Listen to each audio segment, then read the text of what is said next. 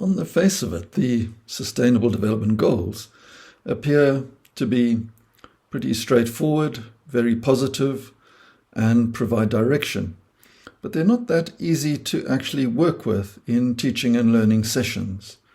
So we looked at how can working with the Sustainable Development Goals enrich learning. And here we approach them as a handprint tool, and by including the Sustainable Development Goals, we found that the learners were able to deepen their understanding around a matter of concern in their work around a circle of care. And initially then, we started with an exploration of a description of the context. And that was very often cultural, historical. Particularly, this was very well done in the research in Mexico. And then to focus inquiry and concerns, looking into the current situation, and this was well done in all of the partner countries. And it was at this stage that we found introducing the Sustainable Development Goals around a matter of concern that you were getting a deepening of the inquiry, opening up concerns and possibilities, the wider scope that the Sustainable Development Goals enable us to explore, particularly in the exemplar that we're looking at in terms of water.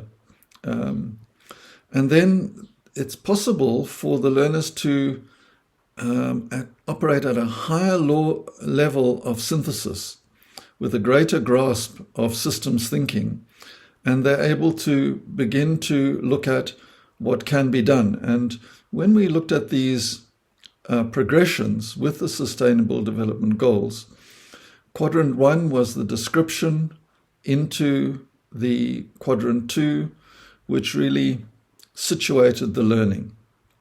And then the deepening of inquiry with the Sustainable Development Goals in Quadrant 3, 2 and 3, and then the working with them towards positive change in Quadrants 3 and 4, in a lesson planning or task sequencing progression.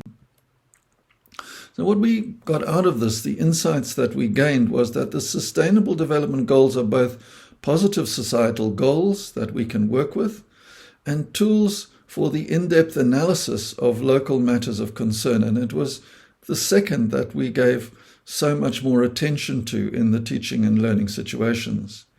They can be used to scope local concerns as well as starting points for the development of systems thinking and higher order thinking skills.